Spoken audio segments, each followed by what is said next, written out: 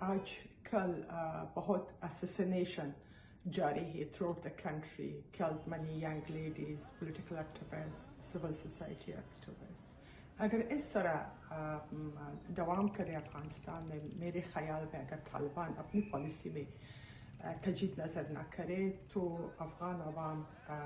طالبان کے خلاف کھڑا ہو جائے گی اور انٹرنیشنل کمیونٹی بھی سپورٹ نہیں کریں گے، اور نتیجے میں یہ ہوگا کہ نہ اس حالت نہ افغانستان کے لیے اچھا ہوگا، نہ منطقہ کے لیے اور نہ طالبان کے لیے. I hope کہ Taliban review their policy and try to protect human rights and women's rights of Afghanistan instead of